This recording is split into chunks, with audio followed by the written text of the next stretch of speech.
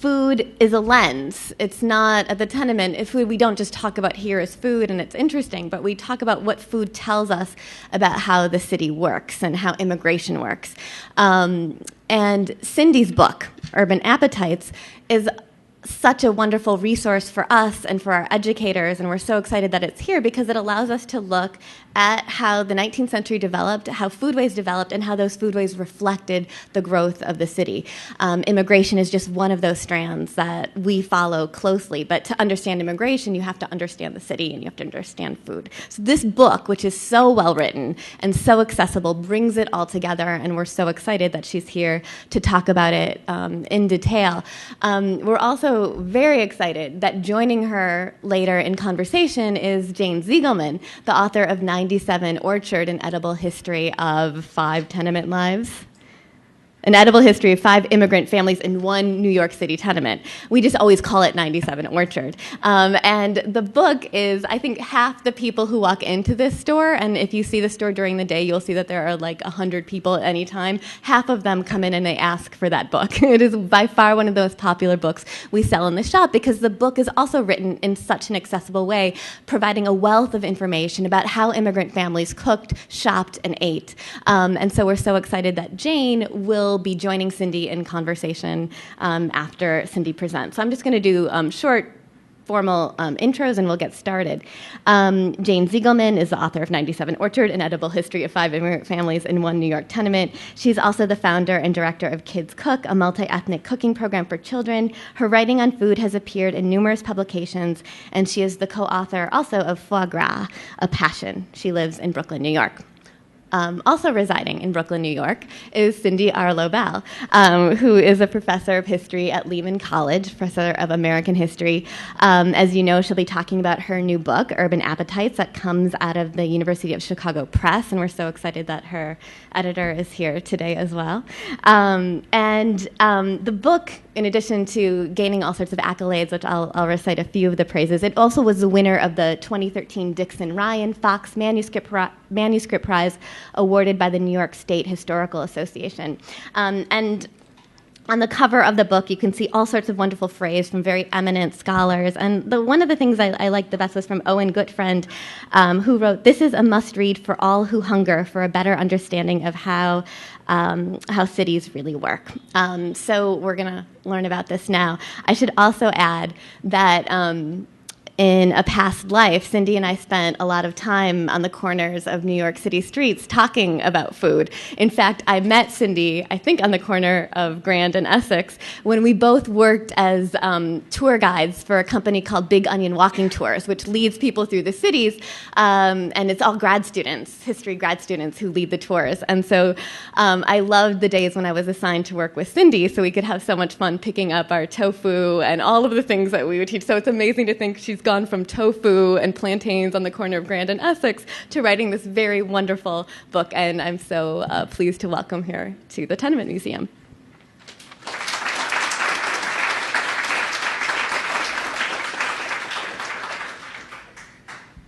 Thank you. Thank you, Annie, for stealing my introduction. And to Jane for participating with me in this conversation that we're going to have today. And thank you to all of you for being here. I don't know if you know, but we're competing with the Brooklyn Historical Society. They're having a thing about the history of pizza. And it is too late to go. So I was looking actually at the word cloud to see if pizza was up there, but it seems like actually it would have been more of a draw if it had been about the history of tacos.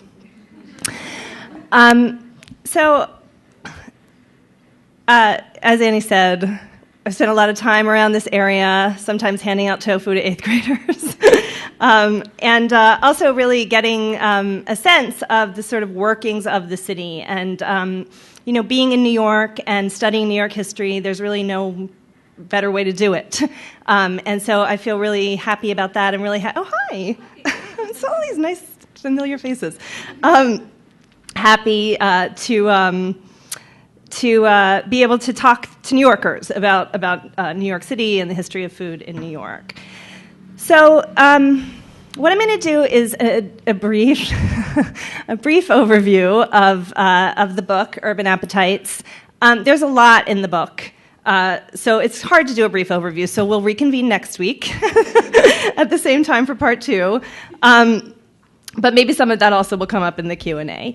But first I want to ask you all, how many of you, it's CSA season starting soon? Yeah? How many of you belong to one? Megan? Yeah. How many of you eat organic food? How many of you eat in restaurants? Okay. How many of you eat locally and organically in restaurants? No, you don't have to answer that. We're in a moment where these are concerns for a lot of people in New York, a lot of people outside of New York, where our food comes from, the kinds of processes that went into making it. Every day I feel we are kind of offered new advice about food and how it's killing us. Yesterday I was told that we're not supposed to eat fruit anymore because fructose apparently is problematic even in raw fruit. It's easy to think, if you're not a historian, it's easy to think that all of this is new and that this is very current and contemporary. And of course, in many ways it is. And in many ways, this kind of concern that we have about food reflects on what is going on today in New York, in the US, and globally. But it also has very strong echoes in the past, these kinds of concerns. And in many ways, this book is about the development of the food landscape that today's food reformers and people who are concerned about food are kind of trying very hard to undo. So we're going to talk about how it came to be, what happens over the course really of the 19th century in New York to create the roots of this kind of food landscape and food environment that we have inherited. So at the beginning of the 19th century in New York, all food was local, right? All food was organically grown, if you will. You might be like, I won't, but if you will. There were no restaurants, really, in New York City. People ate at home, and if they were to eat away from home, they would be eating in a tavern, which was actually not a freestanding restaurant, but attached to a place of lodging. And people tended to know the producers of their food, or be maybe one step removed from them. New York City was serviced by 6 public markets, and they were pretty highly regulated, and that's where all of the fresh food in New York came from. And then grocers supplemented, and also peddlers on the street would supplement that. That is very different from what we have at the end of the 19th century. At the end of the 19th century, we have a food landscape that is much more familiar actually to us today, where producer and consumer are sometimes very far apart from each other, where food is starting to undergo industrial processes, where reformers are concerned about some of those processes, and where in New York City, restaurants are very much part of the cultural landscape and the consumer culture of the city. So what this book covers is how all of this happens. How does it happen over the course of the 19th century that we have such a really drastic transformation of food? Historians like to say things are revolutionary, so I'll say it because I'm a historian. But there really are revolutionary changes in terms of New Yorkers' foodways that occur over the course of the 19th century. And what I argue here is that this is really very much tied to the growth of the city, that you cannot understand these changes without understanding the growth of New York into a metropolis, and that you can't really understand the growth of New York into a metropolis without understanding these kinds of changes. They work hand in hand and are part and parcel. So I'm going to walk through some of the images actually that are in the book as well. So these are maps. On the left side is a map of New York in 1789, so just at the end of the American Revolution or right after. And on the right side is New York City in 1860. So how many of you came downtown to get here? How many of you came from uptown? And the rest of you came from Brooklyn? Okay. So in 1789, as well as in 1860, New York City is Manhattan, right? And that's not until 1898 that is the case. So all of New York City was downtown for more of its history, actually, than it has not been, right? You have this walking city, people live and work, and industry occurs, and commerce occurs, all in a relatively small space in the city. And that's what we have on the left. And that has to be the case until there are forms of transportation that allow people to live in one place and work in another, right? If you were around for a transit strike, or any time that or if you're just on the subway at rush hour and it breaks down, or that we understand how actually really important transportation is to the workings of the city. And so one really important thing that happens over the course of the 19th century is you have these technological developments, such as transportation, that allow for the growth of the city. And it's not just that the city grows. This growth is accompanied by very significant change in terms of how urban life is organized. So that rather than things being all mixed together in the walking city, like you have in the map on the left, you have a spatially segregated city as the 19th century progresses and as the city grows larger. So you have residential neighborhoods, you have commercial neighborhoods, you have industrial neighborhoods, and you also have neighborhoods that are organized along social class. So you have working class neighborhoods and middle class neighborhoods and elite neighborhoods. And that only continues as the 19th century progresses. And also, just to give you a sense of the population that we're talking about here, the 1789 map, the population of New York is about 25,000. Who went to school with 25,000, right? I mean, that gives you a sense. The 1860 map, the population of New York is about, well, in the eve of the Civil War, is about 800,000. By the end of the 19th century, before consolidation, the population of New York is 1.5 million. So think about that, right? I mean, just how rapid that growth is. The 19th century is the period of most significant growth in terms of population and size for New York City. The population almost doubles every 10 years. So the transportation is important, and then there's also a whole host of technological changes that relate to supplying the city in terms of foodstuffs.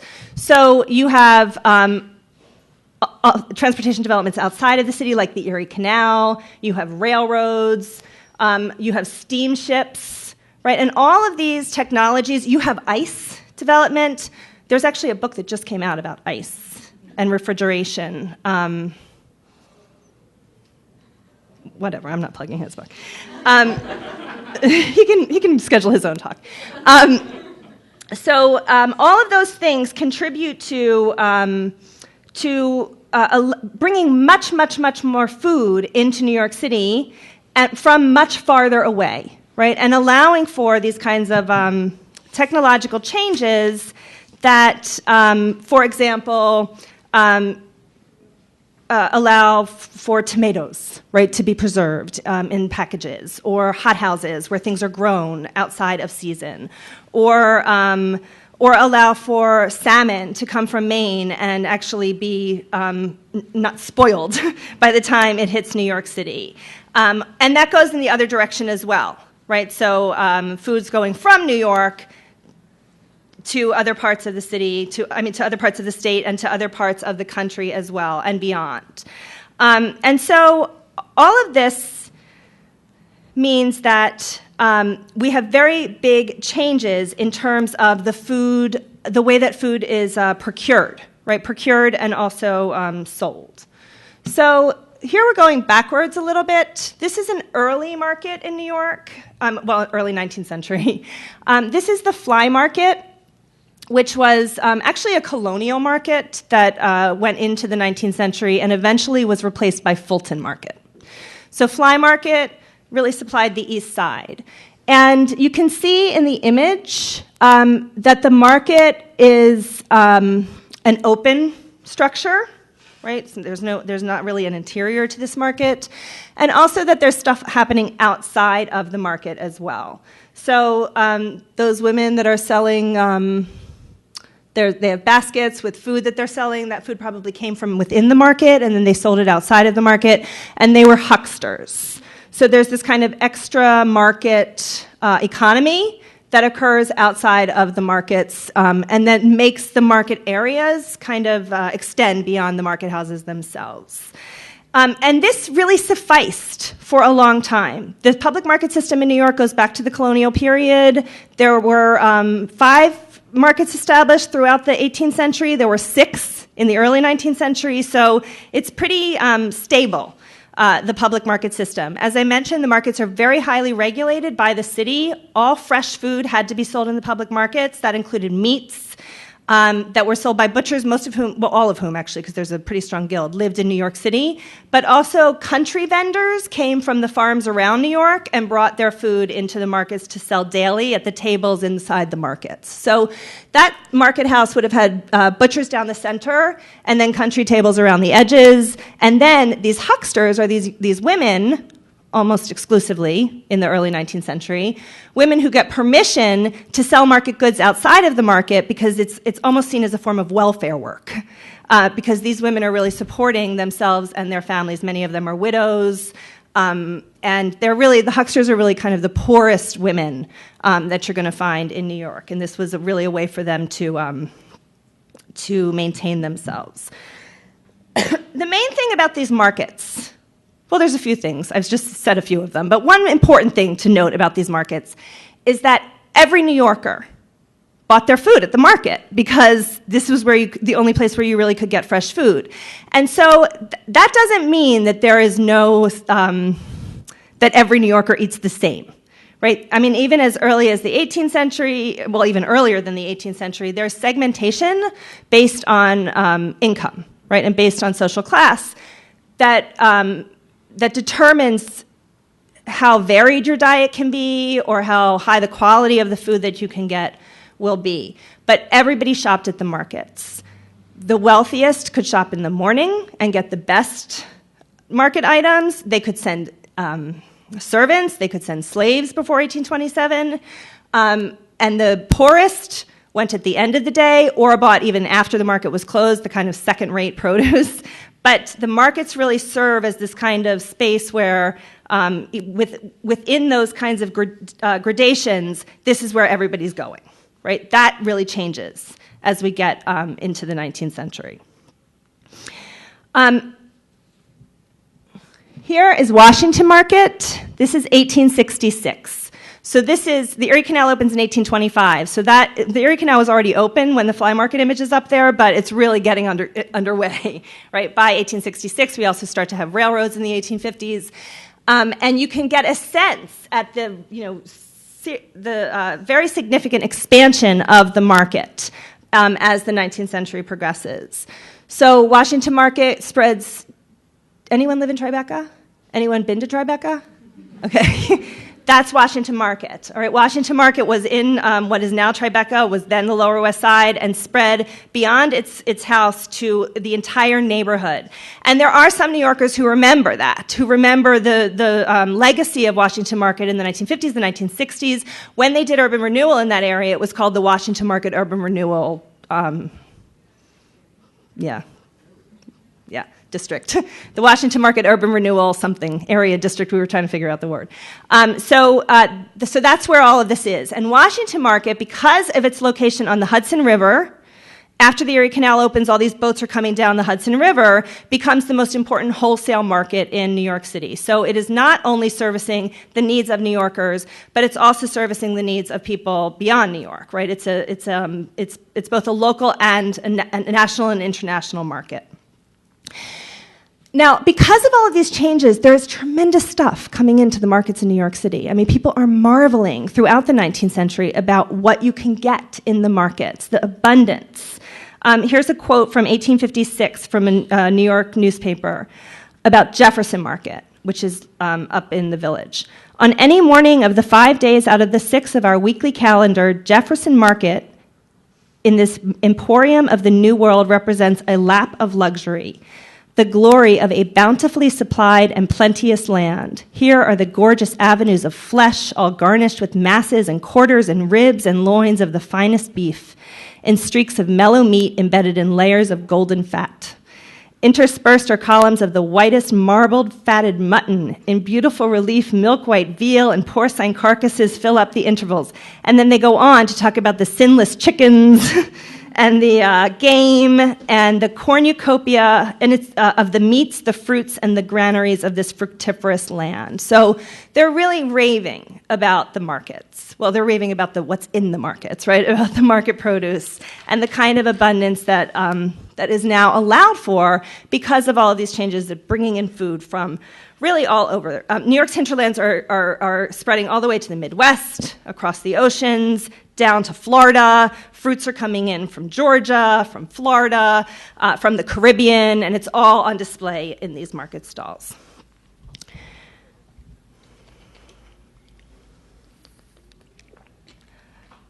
And that's great, right? Okay, good night.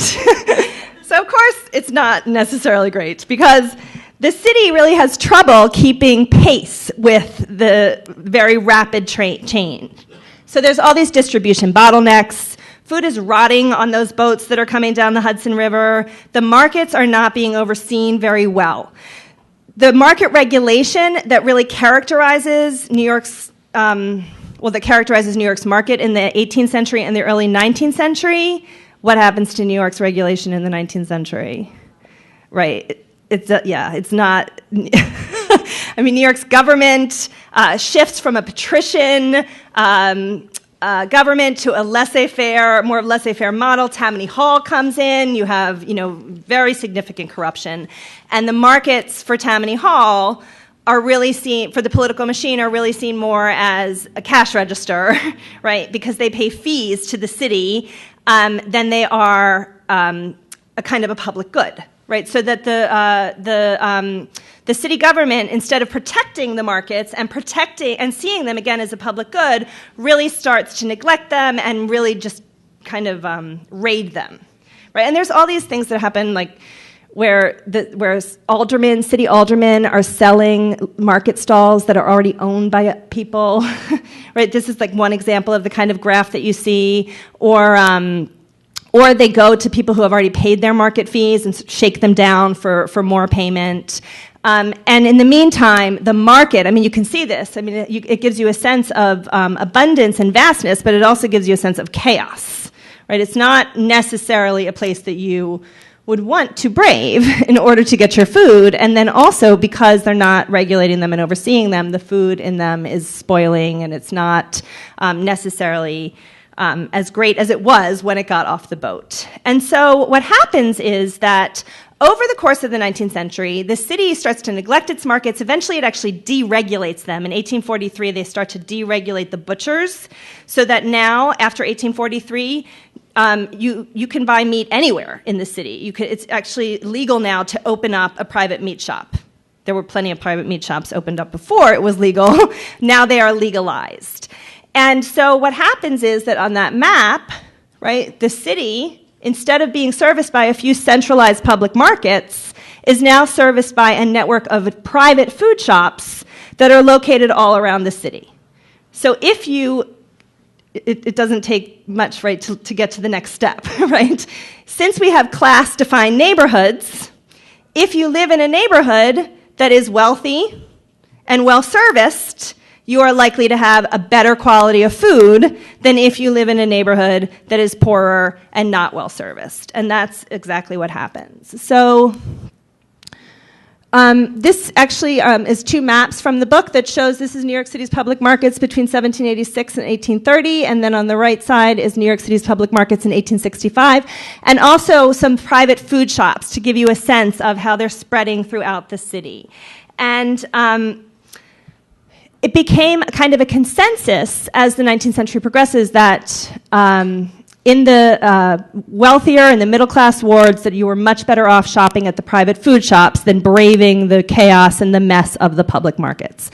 And the newspapers were very behind this. One newspaper in particular, the New York Times, was very, very big on kind of selling the private food shops as a better alternative to the public markets. The Times actually called for the city to just get rid of the public markets altogether and just shift to a private food shop model. In 1860, a New York Times reporter decried the circumstances that forced him to resort diurnally to these he's talking about the public markets here, these depots of fish, flesh, and fowl, which was completed at the risk of his limbs, loss of his temper, and the damage of his clothes. He said that the markets were, quote, inconvenient, badly managed, illy constructed, and too much divided for all necessary purposes. It was simply miraculous for a well-dressed man or properly clad woman to pass through unscathed in person or apparel.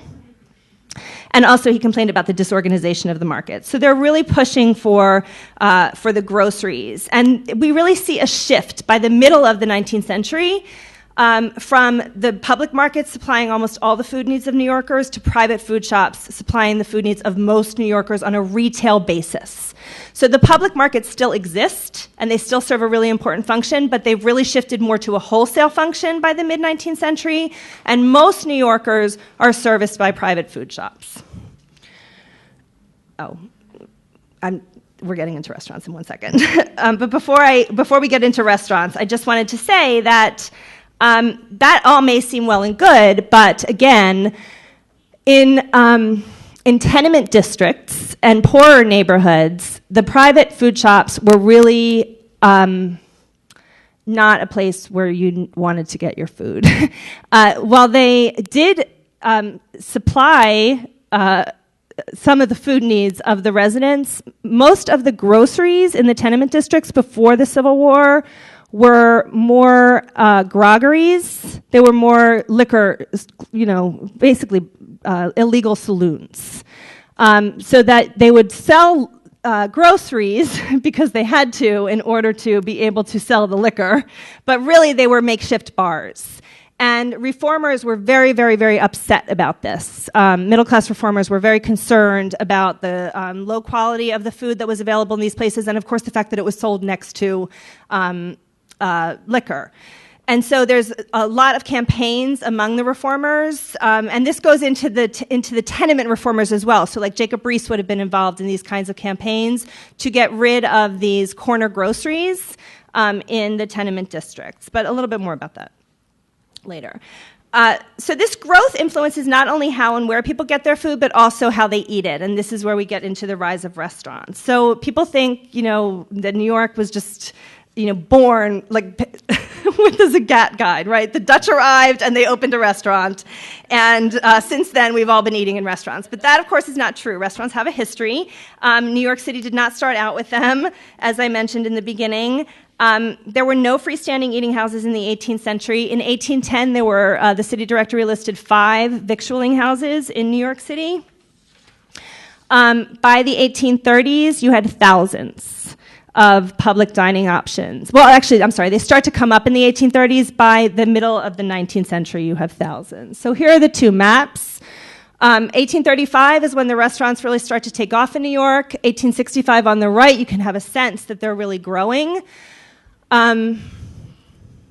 I put those tiny little maps up there so that you say, oh, I must see these in person and purchase that book so that I can actually take a very close look at these maps, because I recognize that they're not actually that easy to see from where you're sitting. But you do get a sense of growth, right, and expansion. And also, if you look just at the dots on the maps, you can get a sense that there's, on the right side in 1865, not only do you have a lot of restaurants, but you also start to have sort of restaurant districts forming.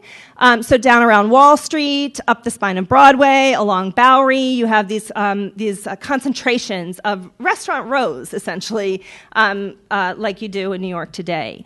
And that also reflects the fact that these restaurants are really serving a need. Restaurants emerge in order to serve a need that comes to exist that, again, is associated with the growth of the city.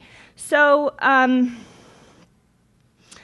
the first restaurants that emerge in New York, they kind of take 2 tracks. The first track is restaurants that cater to businessmen who now are commuting, right? Actually, there's an article in the New York Times in 1852 about New York's eating houses that's titled "How New Yorkers Sleep Uptown and Eat Downtown."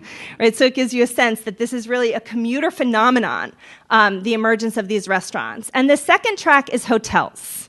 So restaurants that cater to tourists and travelers who really are coming into the city, that's also associated with the growth of the city and its association as a commercial depot and also as a space of entertainment. The hotel restaurants, when they start to emerge, actually the meals in the restaurants come with your room. Right? They're called hotel ordinaries, and you rent a room, and it comes with 3 meals. You don't really have a choice about where you're going to eat. But as hotels develop, guests start to demand that there be some choice, and so some hotels start to go on the European. Am I mixing this up? Yeah, it is European, right? Thank you, Jane. On the European plan, where meals are a la carte, right? And so you just pay for the room. And so then there's a need for more restaurants to cater to these travelers and tourists in New York.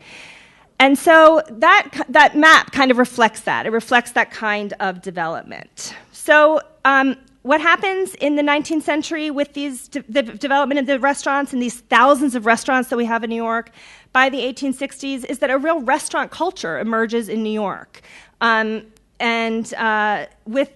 That's characterized by luxury in some cases, by speed in some cases, and by cosmopolitanism in some cases. So the most luxurious restaurant, and actually here, this shows just a whole bunch of different kinds of restaurants that you had in New York. So on the top left is the lowliest of these restaurants, a cake and coffee shop that was located, they tended to be located around the markets, around the public markets. They were open all night, and because the market activity started really in the middle of the night. And they were very, very, bare bones and basic. Eventually, they would expand out to be called to another kind of category of restaurant called the cheap and nasty. In the middle is Delmonicos. More on that in a minute.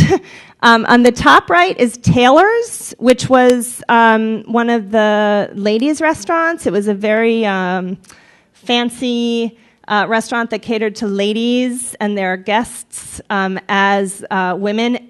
Well, respectable women or women concerned about their reputation, middle-class women, enter into the restaurant scene in the 1830s. On the bottom right is an oyster cellar. Oyster cellars, I would say, were like the pizza places of 19th century New York. They were all over the place. They were very ubiquitous. They actually were a lot of them over here on Canal Street. And New Yorkers were very, very big oyster eaters. New York was very associated with oysters. And the bottom left is a Chinese restaurant that's from the late 19th century in Chinatown. So this gives us a sense of the kind of range. We don't actually have any images, to my knowledge, or that I've come across, of the kind of short order restaurant that emerges for the businessman's trade in the 1830s. And that one is really characterized by speed. But luxury, of course, is Delmonicos, right? Delmonicos introduced fine dining to the United States. It was actually run by Swiss brothers, but they really pioneered the French restaurant in New York, although not in the United States.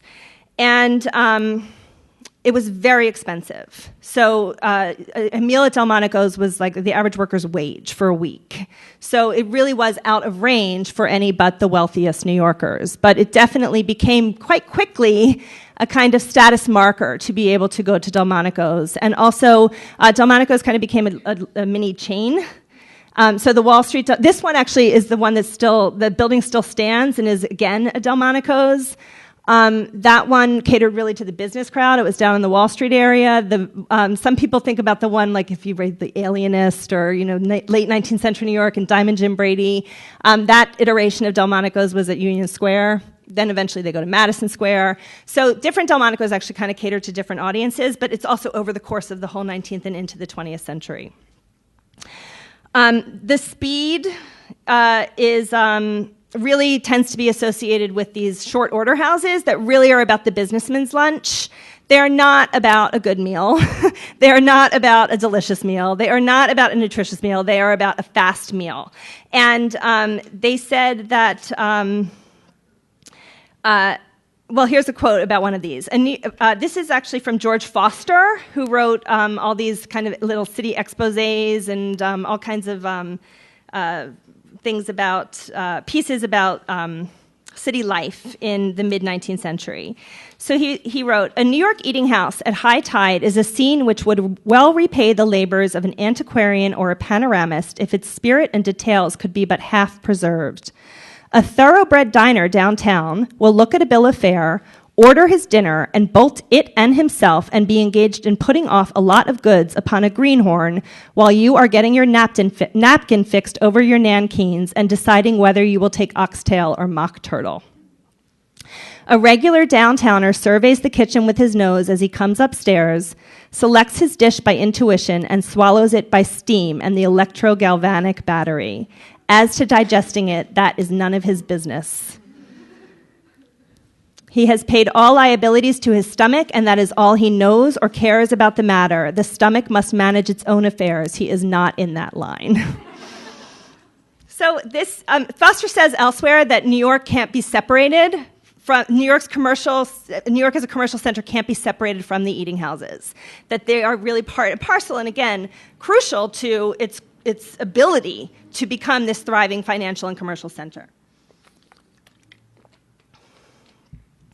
So, the third piece here is cosmopolitanism, the third sort of characteristic that I mentioned about the restaurants.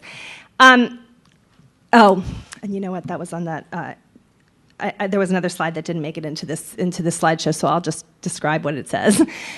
By the late 19th century, of course, New York is really an immigrant city. It's growing as an immigrant city over the course of the 19th century, but by the second half of the 19th century, 80% of New York City's population is foreign-born. Or the children of the foreign-born.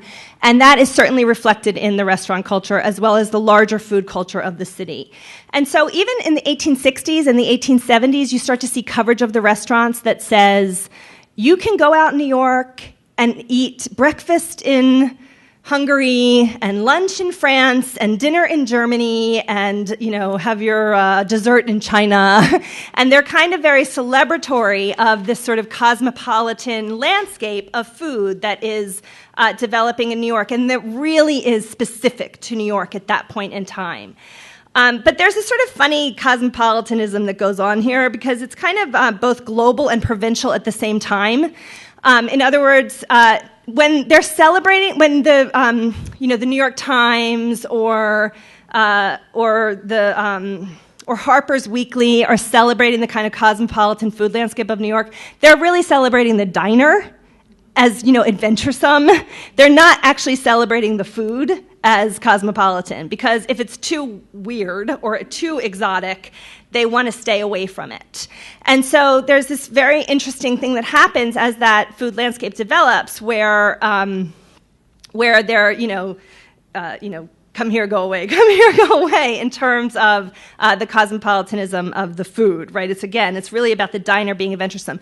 This also probably doesn't sound all that foreign, if you will. I mean, this happens today too, right? Where there's this kind of celebration of the foodie as adventuresome, or the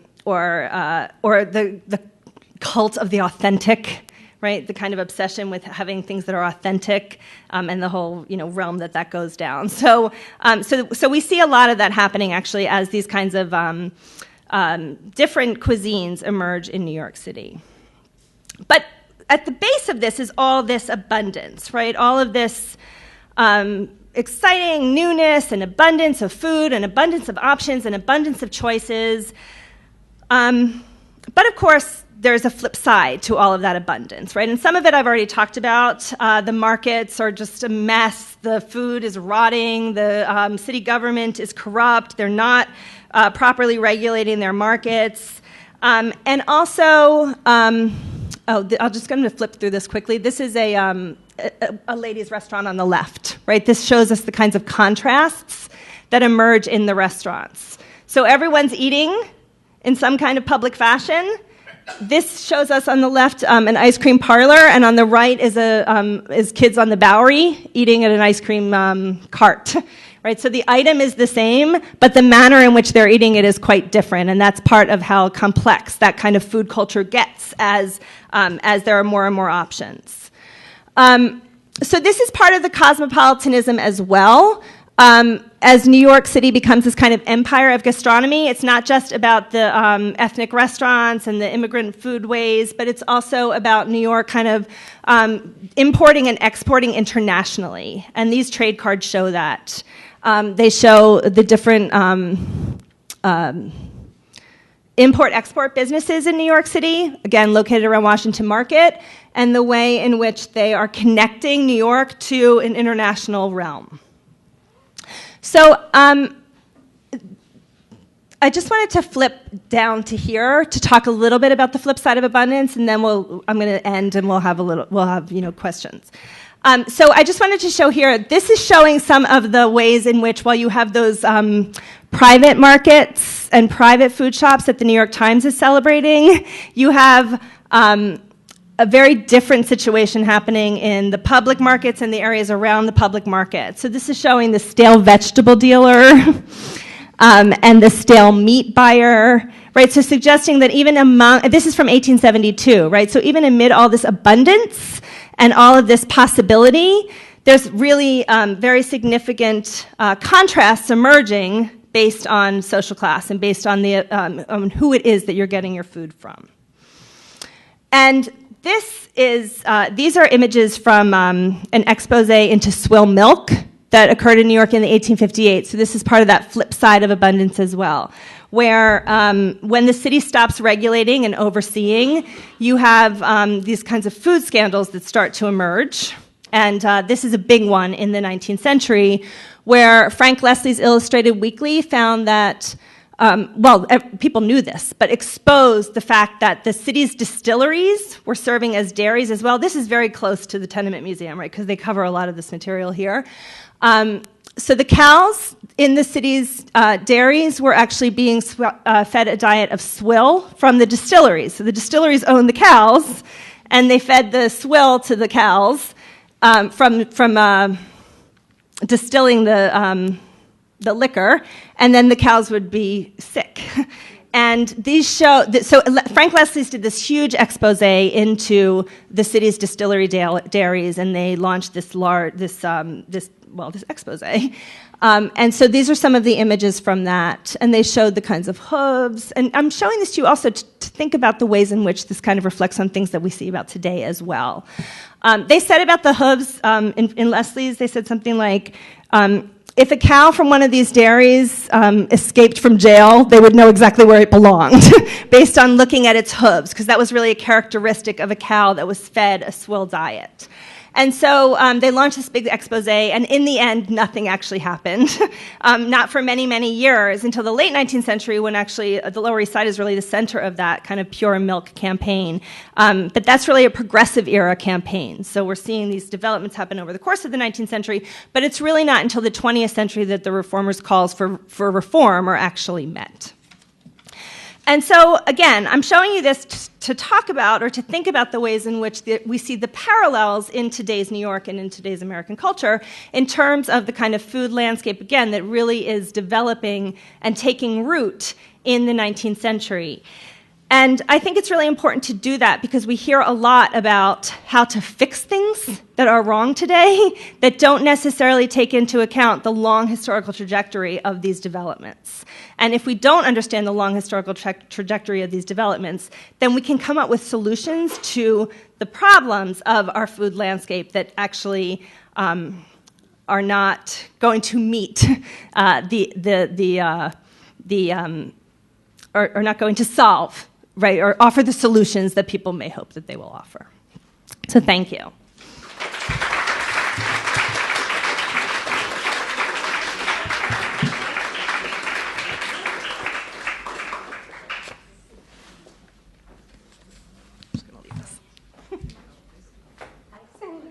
Thank you.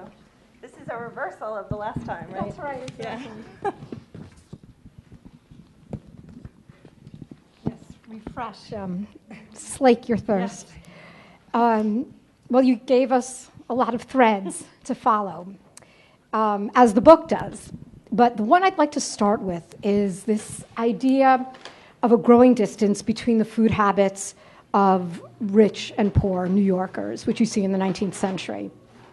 And to give people in this room a really tactile and material sense of how that distance played out in the lives of everyday New Yorkers, I was hoping you could walk us through a typical middle-class dinner time, dinner meal, what was on the table, maybe where the food came from, how the meal unfolded, who partook of the meal, and then sort of do the same for a family that might have lived at 97 Orchard.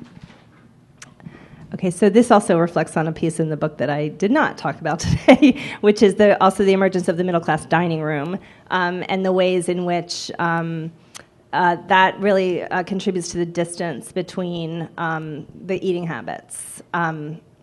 So I think that it really depends in part on when we're talking about, right? So if we're talking about the late 19th century, we're going to have a really different model than in the early 19th century.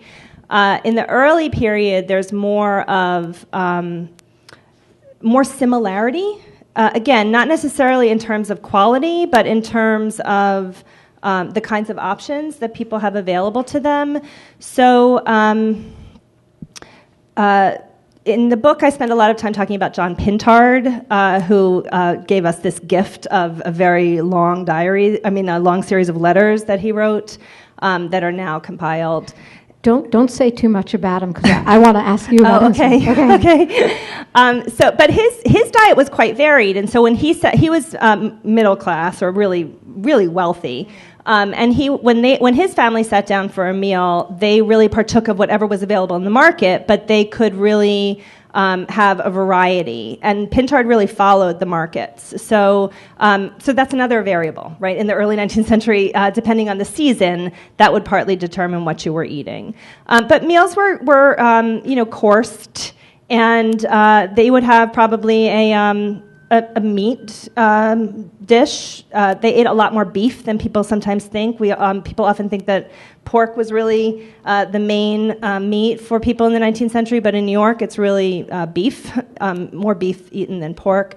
Sometimes chicken. They could have eggs. And the preparations also were probably pretty simple, because until you have a cook stove that allows you to do all kinds of different preparations, and then you have just a few ways that you can cook. But the cook stove, which seems like it's going to be this great technological change, actually brought a lot of problems too, because it's technology and people had to master the technology, and they would burn the food, or they had to deal with different ways of cooking it. So they probably would have a pastry also on the table. So again, I'm sorry, there's so many variables, because depending on the ethnicity, right, that might determine a little bit what they would eat as well. We'll pick a time. Okay. Do you want to pick a year? So we'll pick, let's say, 1869, just after Civil War. Okay. And a lot has already happened, but there's still a lot to happen. Mm-hmm. And let's pick, who should we pick as a family? A family of English descent in a private home on East 73rd Street. In May. Yes. Let's say in June. Okay. So in June we would have spring, right? So we could have lamb on the table. We could have again, probably a pastry dish would be alongside that, and pastry could be a savory pastry, and then they could have a lot of different kinds of vegetables. Actually, they are getting into vegetables more in the 19th century. They're really cooking them. Who would have done the cooking? So in a middle class household, there would have been probably a servant, a cook would have done the cooking.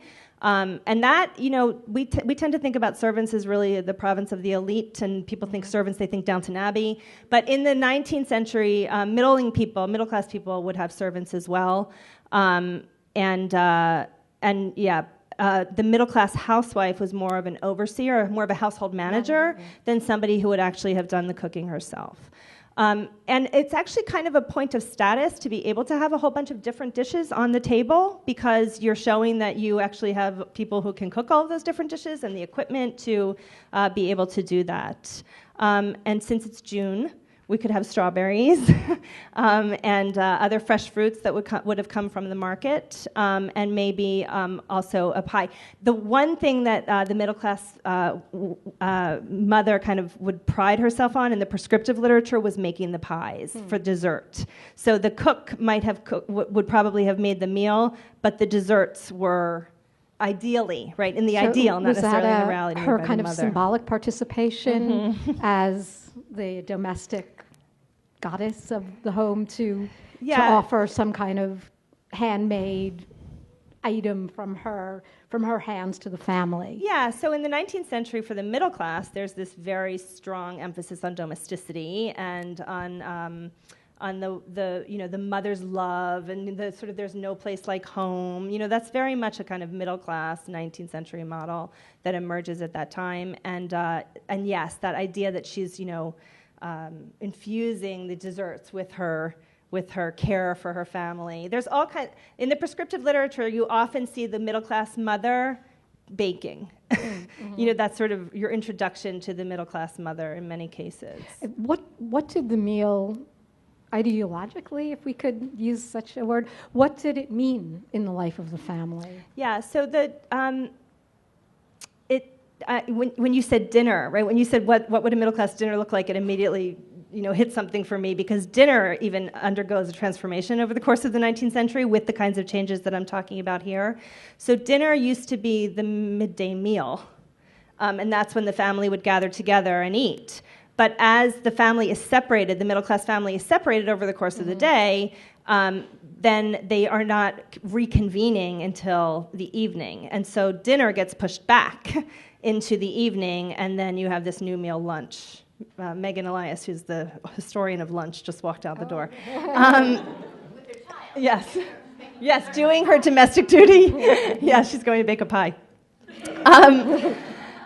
So yes, and yes, prescriptively, the middle class dinner became very important, and the middle class dining room became very important as a place for the family to come together and kind of inculcate the values that would ensure that the family continued to be middle class, that the children. So the family meal takes on this very important symbolic purpose in the life of the middle class family. And let's move now into the tenement. What do we see going on? Well, so the tenement, the diet around here actually, in the late 19th century could be more, if we're 1869, then it's a little different. We had a Pushcart Market, the beginnings of a Pushcart Market. Yeah, that's right. So I talked about the tenement districts and the corner groceries, but what happens in the late 19th century in the tenement districts is that you have these Pushcart Markets, and they become very, very important places to serve the needs of the population, and the quality of the food in the Pushcart Markets actually can be much higher than the kinds of depictions that I'm showing up here. So the tenement, like around here, the Essex Market over here also was really known for having very good produce, and so an immigrant family actually could experience a pretty good diet. One of the differences would be, if they're if the poorest people are not eating well, right? The poorest people are eating poorly, but working class people, right, who have a little bit of income are able to actually have a diet that would not look so dissimilar to that kind of meal, although you wouldn't have necessarily a dedicated dining room, you wouldn't necessarily have so many different dishes. In a tenement, right, you did not have servants, and the mother of the household is hauling water up the steps in order to cook. If she lived on the 4th floor, or even on the 3rd floor, it's very, very significant work. Was the family even eating together at the same time? Right, and that's not. Sometimes they would be, but it depends. Obviously that would depend on work schedules. Teenage children would be out working as well, which was certainly not the case in the middle-class family. In the middle-class family, the teenage children were not workers. They're not contributing to the family income. So that would have been different. And of course, the space is really different, right? You have a much more confined space and less dedicated space within the house. I mean, to have an actual space that's dedicated as a dining room, I mean, even today in New York, right? I mean, we don't have dining rooms, right? Dining rooms are somebody's bedroom. So that would have constrained the kind of the ritual of the meal in the tenement as well. I'd like now to talk about, we've sort of talked about the distance. I'd like to talk a little bit about the places where these two food communities overlap. And you mentioned a bit about immigrant restaurants and these culinary adventurers who would come down and sort of come down curious but also disdainful of the meal that they were about to have.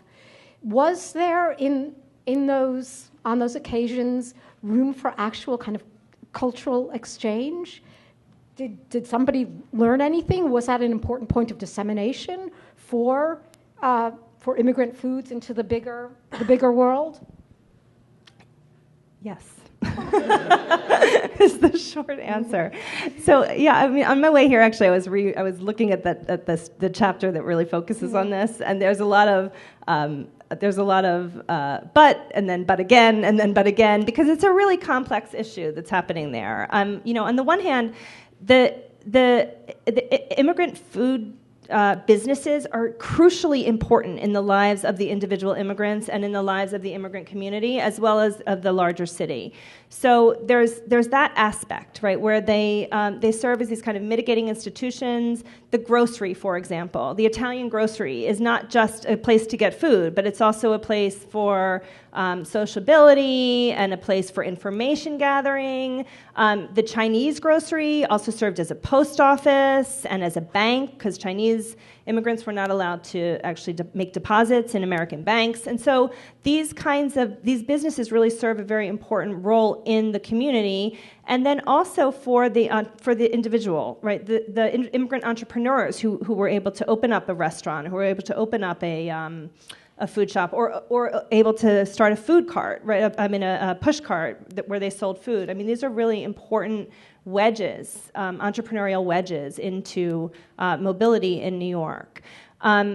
And they also, those restaurants, the basement restaurants, right, the Hungarian basement restaurant or the Italian basement restaurant, served a really important role, as this kind of reminders of home and playing into nostalgia for the immigrants who ate in them. So there is certainly a very important piece within the immigrant community that these spaces serve. Then there's the second piece, which is how far do they get beyond the immigrant neighborhood? And it's easy for us to think that, people are eating spaghetti, so they think that Italians are, so that means Italians are integrated, or they're assimilated, or they're accepted, or would they ever eat spaghetti outside of that restaurant? Is that something you just do when you go to right? That it's this sort of funny thing that happens there. And that there, you can actually like spaghetti and at the same time hate Italians, right? I mean, or eat chop suey and at the same time be nativist. And so we need, there's definitely some of that happening and some of that push pull that I talked about. But as these restaurants emerge, they do kind of the ones that kind of go mainstream definitely create this kind of hybrid cuisine to appeal to the palate of native-born New Yorkers. And you have this kind of movement, real, actual, literal, physical mobility of these restaurants into New York. So the basement restaurant, as it gets out of the basement and goes uptown, it has a name like Moretti's, but it's not really serving the immigrant population. It's really serving the native-born population, but offering these kinds of hybrid cuisines. Do I think that? I guess people tend to think that the Americanization of immigrant food happened more slowly, but it happened just in that first jump outside the ethnic neighborhoods to 14th Street or some entertainment district. The food had already begun its transformation. Yeah, so the most famous New York restaurants in the really like in the early second half of the 19th century. The most famous is Delmonicos, and then there's Moretti's and Morelli's and Hungaria House. Maybe? Yeah, and Luchow's. Yep, absolutely. So yeah, these are. They're not American cuisine, right? I mean, they are German or Hungarian. Hungarian were big. I mean, we don't think necessarily of Hungarian food now as a kind of ethnic food, but that was a big piece of the restaurant sector in the 19th century. But they're not too exotic, right? So like the Chinese restaurant was really a little, it took a while for that to become Safe? Or? Yeah, I think so, yeah. Should we talk to them? Yeah. We would love to hear from people here on anything that Cindy talked about earlier in our conversation. And I have a question that you may or may not want to answer, so I'll put it out. And if you don't want to talk about it, just don't. But I'm wondering how you feel food plays into the relationship today between native and immigrant New Yorkers. Is there something in there that you see that interests you, or anything else about what's been going on tonight? And just one point of order is just to, when you get the microphone, wait to get the microphone to talk, and then the microphone that's coming around, you need to kind of hold it close to your mouth. You don't want to eat it, but you want to be just close enough. But we will have cake to eat in just a few moments. But Emily will bring you the microphone, so please jump into the conversation.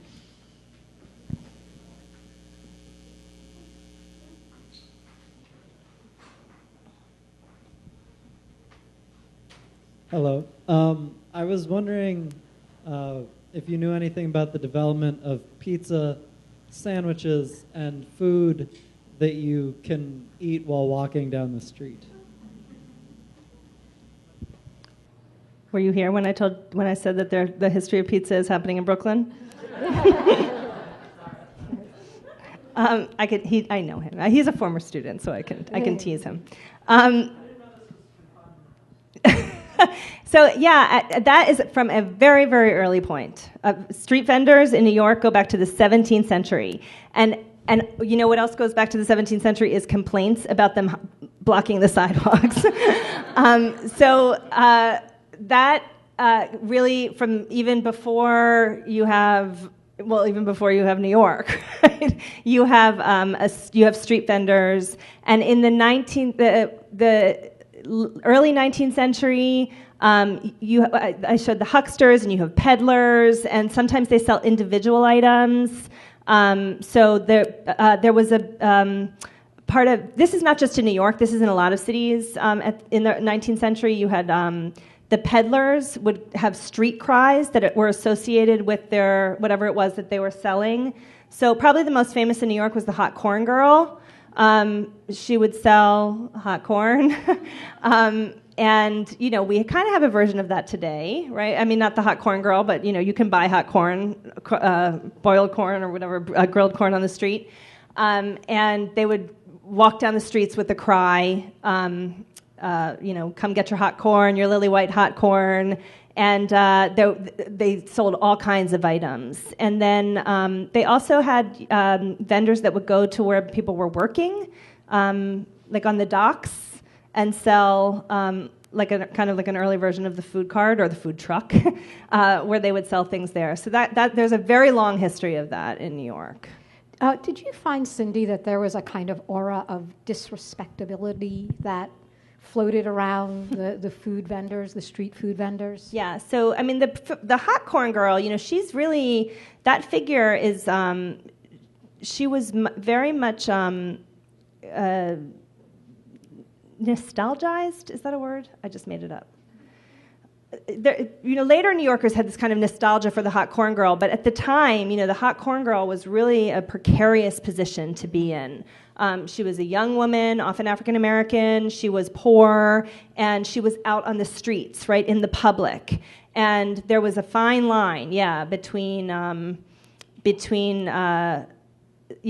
selling corn and being, victimized or being in danger, right? I mean, she was endangered, and yeah, it's not. There is definitely an aura of disrespectability, but also an aura of really a sense of the kind of precariousness of the position of these women in public, right out on the street. Actually, does anyone have a question right now? Oh, okay. I have one after you. I'll go.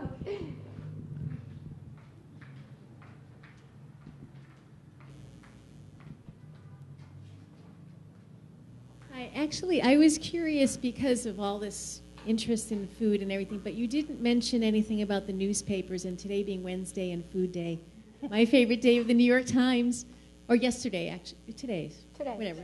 But I was wondering, when did they start writing about food, and giving advice about recipes and stuff in the papers or cookbooks and stuff like that? When did all that happen?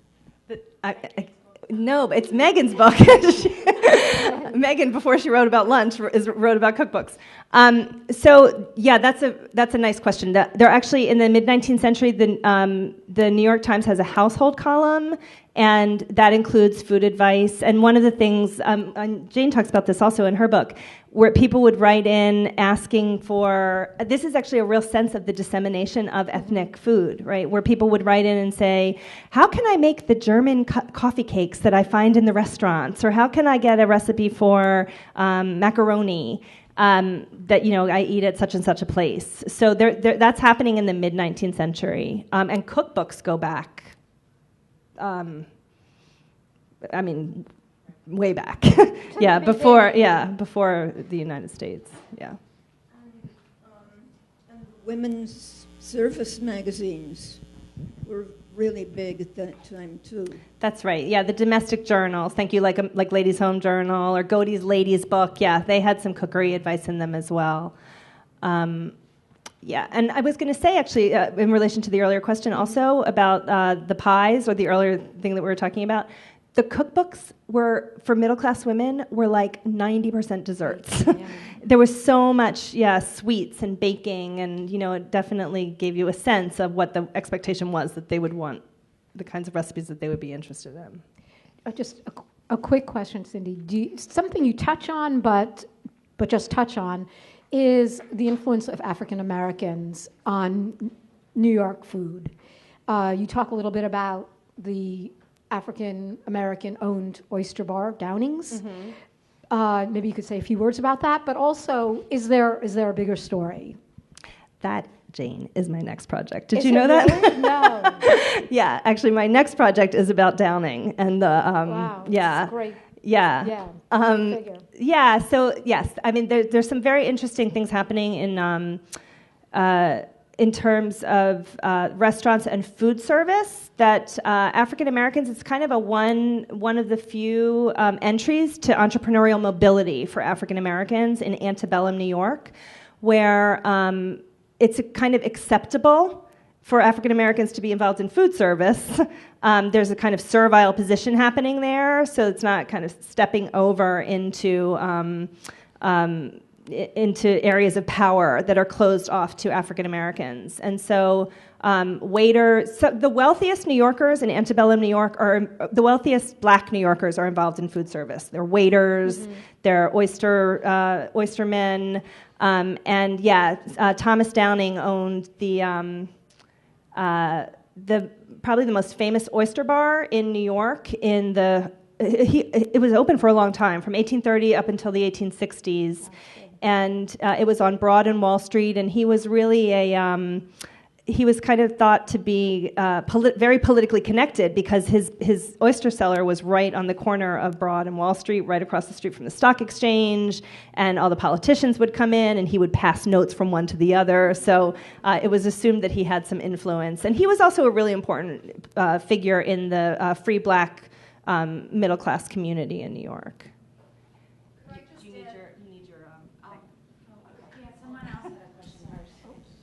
Very popular. Yeah. Go ahead. Yes, very close, but not eating it. You've kind of touched on how this is such a relevant issue for New Yorkers today, that we all eat out a lot and are really into food, and everybody in the city has really strong opinions about food. Are there particular ways that you think people sort of knowing this story might affect the way we either make personal decisions about food in the city or the way the city makes policy decisions about food? From your mouth to God's ears. Yes, that's right. We'll send a copy to the mayor. I think there are certainly lessons in the book for contemporary policy. Whether they will be implemented, yeah. I mean, I think part of the issue is that it's just so much more complicated than people want to allow it to be when we talk about how to change. So there's this sort of we just have to eat local, or we just have to have farmers markets, or everything needs to be organic, and that kind of solution is not really a solution on any kind of massive, any kind of mass scale. It's just, as we all know, because a lot of you raised your hands when I asked if you eat organic, it's expensive, it's hard to scale it, there's all kinds of issues in terms of government regulation, so it's, I think it's a very, very sticky area to get into. But I do think that by, again, as I said at the end of the talk, by understanding how we got this way, or how we got to this point, or how far back these issues go, it may, lead us to a less kind of facile way of trying to address the problems. I just have two things to say. Can you hear me? Okay. Going back to to Jane's point about the African American diet, the archaeologic dig that was done in Weeksville in Brooklyn showed a lot of what people were eating in that community. It was very much about a very local diet. A lot of the foods were prepared, raised right there. Pork bones, chicken bones, oyster shells. So archaeology in New York City tells a lot. And your slides were great. They're a little Manhattan-centric. Just because, but I'm sorry. No. Well, no, the book ends in 1890, so New York City is Manhattan. And yeah, so the book only covers Manhattan. Oh, it does? Yeah. Okay. Then I have to read it. But just with the map of Lower Manhattan, if people can just radiate out from that, you see the whole surrounding area feeding the city. The oyster production in Staten Island in particular, all the food from Long Island to the Jamaica market into the city, and there's a water pump by Brooklyn Ferry that was known as the last place that people could water down the milk before they took it on the ferry over to the city. Yeah, and Annie, thank you, because it's true. The book ends in 1890, and the focus, so when I'm talking about New York City, I'm really talking about Manhattan, but it is true, and it is actually covered in there as well, the ways in which the metropolitan area really services the needs of New Yorkers, in the ways that Annie just mentioned. And that goes... that's the case in the early 19th century. The Brooklyn ferries, they're bringing in all of that produce. Queens in the 1870s is the biggest producer of vegetables for the national market. So all of that is happening and coming, and the reason for that is because of its proximity to New York City, because of those transportation networks that exist here.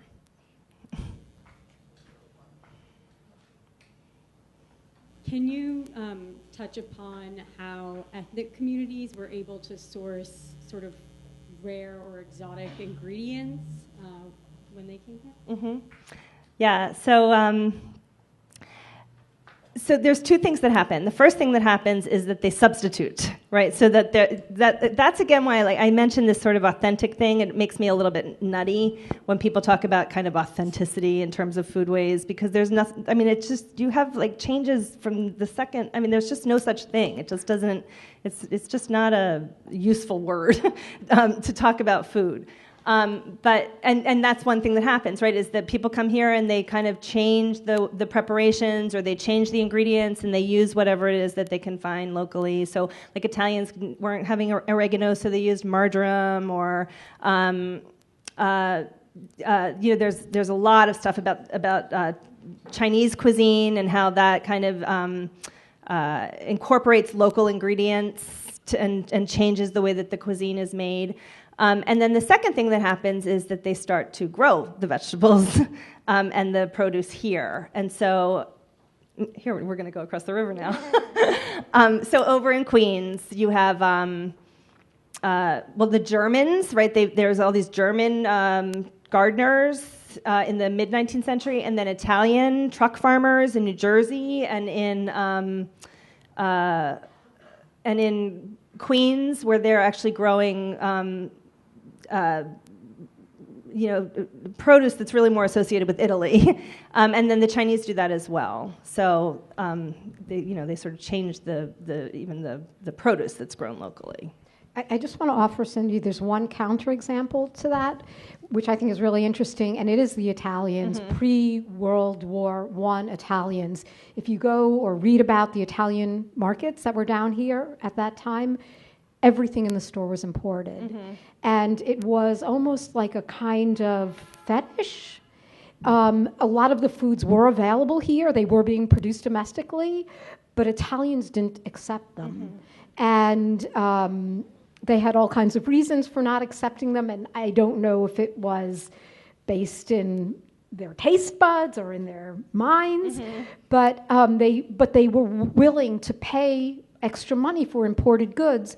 And in fact, social workers went crazy because they thought this was a waste. Yeah, they thought it was a terrible waste. And that stopped when imports stopped in World War II. They kind of had to learn to do it themselves. But there are certain foods, I think, that people want from out of the earth of the homeland, because it's authentic. Yes, because it's authentic. No, but actually, I'm glad you corrected that, because of course they're importing as well. The others that I mentioned also are importing, and there are the groceries. That's another role that the groceries are playing. They're importing goods.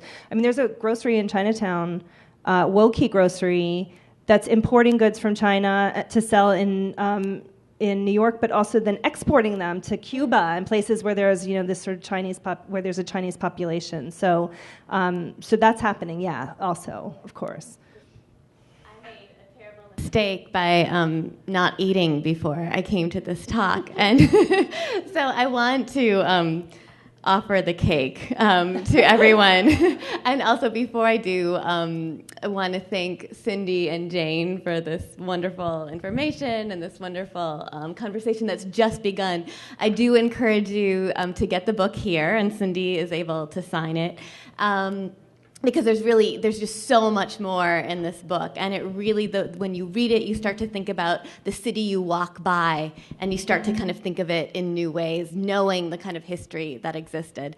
And one last thing before cake, I also wanted to point out, because Mark Fetterman, I see, is in the audience, a new version of the fish store, the appetizing store his family has had on the Lower East Side for over almost a century. The new version of a restaurant where you can not only get your lox and bagel and your egg cream, but you can also get mixed drinks and caviar and all sorts of things. So food is always being reinvented. And so I encourage you to have our cake. The cake that you're going to have tonight was made by Yvette Ho, who's a baker who has a wonderful store called Panade around the corner. Every morning we take school children there who are learning about food and culture, and she makes them cream puffs, so taking a French puff pastry, but inside is green tea filling or black sesame filling. So again, authenticity, the only thing authentic is the mixture and the change that we can sample every day as we walk through the city. Her cake is not only this wonderful chocolate cake, it's the best cake ever, and it really is good. And and it's been cut into pieces so you can just grab it as you go in. But when the pieces were all together, they formed the cover of Cindy's book. So you can kind of see that as well. And we wanted to, again, congratulate Cindy on this wonderful book, which I know has been so long in the making and the thinking, and it was so worth the wait. So thank you so much. And thank you, Jane. Thank you.